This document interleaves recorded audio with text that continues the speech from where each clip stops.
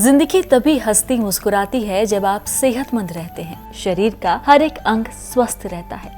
चेहरे की मुस्कुराहट, चेहरे की रंगत निखर जाती है जब बीमारियां हमसे दूर रहती हैं। नमस्कार, स्वागत है आपका हमारे बेहद ही खास कार्यक्रम सेहत और जिंदगी में, जहां हम आपको रूबरू करवाते हैं अतिया हब्स के फाउंडर, प्रमोटर, रिसर्चर और हिंदुस्तान के सबसे कामयाब, काबिल और व्यस्त हकीमों में से एक हकीम सुलेमान खान साहब से। आइए मिलकर उनका स्वागत करते हैं। बहुत बहुत स्वागत है सर आपका। बहुत धन्यवाद आपका। शाहिदा, बहुत बहुत स्वागत है आपका। अस्सलाम वालेकुम डॉक्टर साहब। जी वालेकुम अस्सलाम। डॉक्टर साहब, पहले तो अल्लाह का शुक्र अदा कर दूं कि आपसे बात हो गई। मैं तो मतलब ना उम्मीद हो गई थी कि शायद इससे कभी बात हो पाएगी कि नहीं हो पाएगी। अब मेरी मतलब कई दिक्कतें मुझे भी हैं, मेरे घर में भी हैं। मैंने बहुत सारी दवाइयां आपकी मंगवा भी रखी हैं, लेकिन मैं इतना खुश हूँ अल्हम्दुलिल्लाह कि मैंने जो सारे चैनल है ना, मेरे पास घर में टीवी तो नहीं है, लेकिन मैंने सारे चैनल सब्सक्राइब कर रखा था कि कभी डॉक्टर साहब लाइव आए, हो सकता है इंशाल्लाह मेरी कभी बात हो जाए। तो अल्लाह का शुक्र अदा करती हूँ कि आज आपसे बात हो गई। और मुझे डॉक्टर साहब जो मतलब 2-3 मेरे सवाल हैं जी। पहला तो ये कि डॉक्टर साहब, मुझे मतलब 2-3-4 सालों से मुझे व्हाइट डिस्चार्ज की बहुत ज्यादा दिक्कत थी। मुझे पता नहीं था कि ये मतलब व्हाइट डिस्चार्ज नेचुरल है या बीमारी है या मुझे ये कोई नुकसान पहुंचाएगी। धीरे धीरे मेरा मतलब 2020 में आते आते मतलब बीच में मेरा डाइजेशन लॉकडाउन में बहुत खराब हो गया था। बिल्कुल दाल चावल सब्जी भी सादा मुझे नहीं हजम होता था। तो मेरा वेट मतलब 4-5 महीने में बहुत कम हो गया। और बहुत कम क्या, 13 किलो 4-5 महीने के बीच में मेरा 13 किलो वजन घट गया। उससे पहले भी मैं सूखती जा रही थी, लेकिन मुझे पता नहीं था। गैस भी बनता है, एसिडिटी की डॉक्टर साहब इतनी दिक्कत मुझे है, तेजाबियत मुझे इतनी रहती है कि मैं अब आपसे क्या बताऊं। मैं कोई चीज खा भी नहीं सकती, मैं गर्म तासीर की हूँ। जब इतनी परेशानी किसी को हो, किसी को भी, और दवाओं से भी फायदा ना हो रहा हो, तो एक तरीका ये है कि अपनी सोनोग्राफी करा लें। सोनोग्राफी से वो ये पता चलता है कि आखिर परेशानी है कहाँ। ऐसे लोगों को जिनको कोई भी दवा काम नहीं करती और ये सब चीज़ें बनी रहती हैं दवाएं खाने के बावजूद, क्योंकि ये बहुत मशहूर नुस्खे हैं, काम करते हैं। बस एक ही शख्स पे काम नहीं करते, जिसको पित्ते में पथरी हो। तो एक सोनोग्राफी करा लें, और उससे कम से कम अगर नहीं भी है तो ये तो पता चलेगा कि मर्ज़ क्या है। तो वो एब्डोमेन यानी पूरे पेट की सोनोग्राफी में ये आ जाता है कि है क्या, फिर उसका इलाज किया जाए। अच्छा, इसको हज़म को अच्छा करने के लिए जो नुस्खा है वो आपने ज़िक्र नहीं किया और शायद बनाया भी नहीं। देखिए, सौंफ, सौंठ, ज़ीरा, अजवाइन, धनिया और मेथी का दाना, ये 6 चीज़ें। एक बार और बोलता हूँ, आप लिख लें आराम से।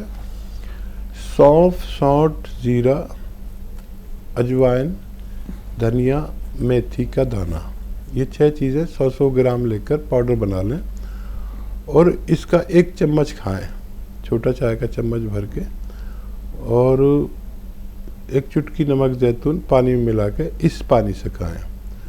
तो ये आपके पूरे एब्डोमेन की खबर लेता है। अगर मैदे में कोई परेशानी है तो उसकी, एसिडिटी है तो उसकी, और आंतों में कोई प्रॉब्लम है, सूजन है तो उसको, लीवर में है तो उसको, तो ये पूरे एब्डोमेन का इलाज है। लेकिन मैं मशवरा दूंगा कि सोनोग्राफी ज़रूर करा लें, इतनी ज़्यादा तकलीफ़ नहीं उठा सकते। एक जांच कराना तो बेहतर है। ये नुस्खा लें आप, और इससे अगर फ़ायदा हो तो फिर जांच की भी ज़रूरत नहीं है, और अगर इससे भी फ़ायदा ना हो तो फिर जांच ज़रूर कराएं, फिर हमसे राब्ता कायम करें। जी, एक वाइट डिस्चार्ज की मेरी प्रॉब्लम है। हाँ, देखिए, कोई चीज़ काम नहीं करेगी जब तक ये मसला हल नहीं होगा। वाइट डिस्चार्ज के लिए 1 चम्मच इसबगोल की भूसी और 1 चुटकी गोंद चिलगोज़ा दूध में मिलाएं और शक्कर वगैरह मिला लें, और 1 खुराक रोज़ाना पी लिया करें। 1 चुटकी गोंद चिलगोज़ा, 1 चम्मच इसबगोल की भूसी गर्म दूध में मिला दें। ठंडा हो जाए तो इसे शक्कर वगैरह मिला के खा सकते हैं। इससे आपको एकदम लॉक कर देता है ये वाइट डिस्चार्ज को। मेन बीमारी वो भी है, तो उसको तो एकदम लॉक करता है ये, इसे आप इस्तेमाल कर सकते हैं। वहीं अगली कॉलर हमारे साथ जुड़ गई हैं तहसीन। तहसीन जी, बहुत बहुत स्वागत है आपका। हेलो, अस्सलाम वालेकुम। वालेकुम अस्सलाम। वालेकुम अस्सलाम। हकीम साहब, हमें आपसे ये जानना, एलोवेरा के सिरके के बारे में जानना था। जी। ये जानना था कि जैसे एलोवेरा के सिरके में कितना गूदा डलता है उसका, और जैसे गन्ने का रस जो है तो वो 10 दिन मिलता नहीं है, जूस इन लोग भी मिलाते हैं तो पानी रहता है, तो वही जूस डाल सकते हैं। ये शक्कर कितनी डलती है, तरीका बता दीजिए एलोवेरा के सिरका बनाने का, कैसे बनता है, कितने दिन में तैयार होगा, कैसे बनेगा? ठीक है जी। अगर किसी को गन्ने की परेशानी है, जूस सही नहीं मिलता, तो अंगूर खरीद लें और वो अंगूर का जूस निकाल लें। सबके पास आजकल वो तो है ही, जूसर, मिक्सर, ग्राइंडर। तो 1 लीटर जूस लीजिए इसका, अंगूर का, और 1/4 किलो एलोवेरा का गूदा। एलोवेरा का छिलका हटा दें, गूदा जो है वो इसमें डाल दें, और इसको किसी मर्तबान में या प्लास्टिक की बर्तन में ढककर धूप में रख दें। अब धूप तेज़ निकलने शुरू हो गई है, और 21 दिन तक रखा रहने दें, ढक्कन बंद कर दें। 21 दिन के बाद ढक्कन आप ढीला कर सकते हैं। 3 महीने तक इसे धूप में रखा रहने दें, ये आपका सिरका तैयार हो जाएगा। अब इसे तेज़ करना है तो और भी रखा रहने दें, जितना पुराना होगा इतना तेज़ और फ़ायदेमंद होता है। आप इस तरह से सिरका बना सकते हैं। जी। तो दर्शकों, ये जो रॉ मटेरियल यहाँ पर हकीम साहब आपको बताते हैं, उनका इस्तेमाल थोड़ा संभल कर करें। जितनी क्वांटिटी यहाँ पर हकीम साहब द्वारा बताई जाती है इस्तेमाल की, उतना ही इस्तेमाल करें, तभी वो आपको आपकी परेशानी में फ़ायदा पहुँचाएगा। तो चलते हैं हमारे अगले कॉलर के पास, जो हैं शमशाद भी। बहुत बहुत स्वागत है मैम आपका। अस्सलाम वालेकुम। वालेकुम अस्सलाम। वालेकुम सलाम।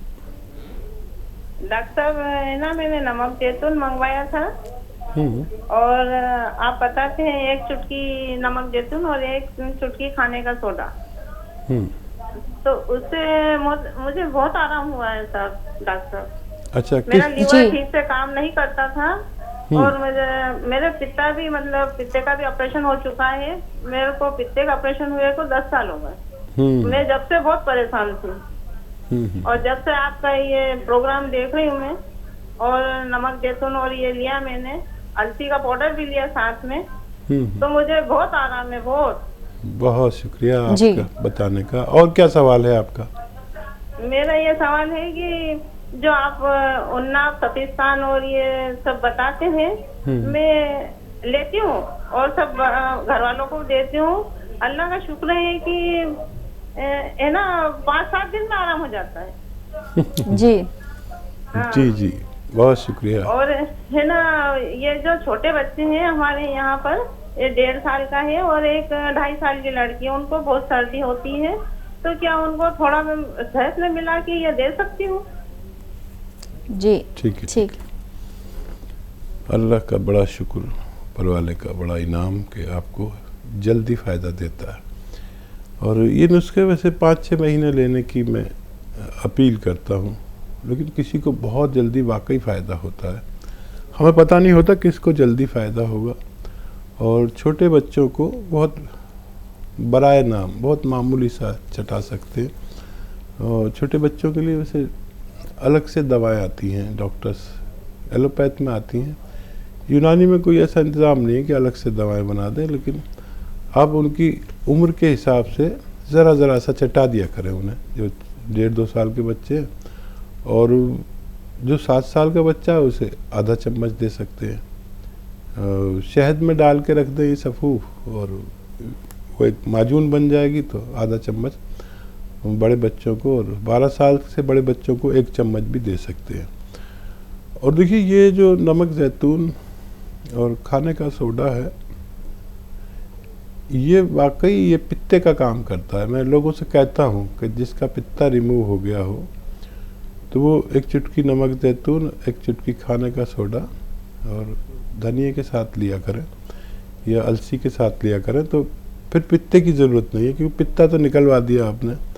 अब ये पित्ते का काम करता है, यानी सारा खाना हजम करवाएगा, उसको उसकी जगह तक पहुंचाएगा, एसिडिटी, कब्ज़, बवासीर, इन सब को कब्ज़ करता हुआ लीवर को अच्छा रखता है। जैसे आपके लीवर ठीक नहीं रहता था तो वो अच्छा रहने लगा। तो बहुत मुबारक आपको, और ये नुस्खे याद रखें और अपने तमाम अजीज़ों तक, अपने मिलने वालों तक ये पहुंचाएं, तो और भी आप पुण्य कमा सकते हैं।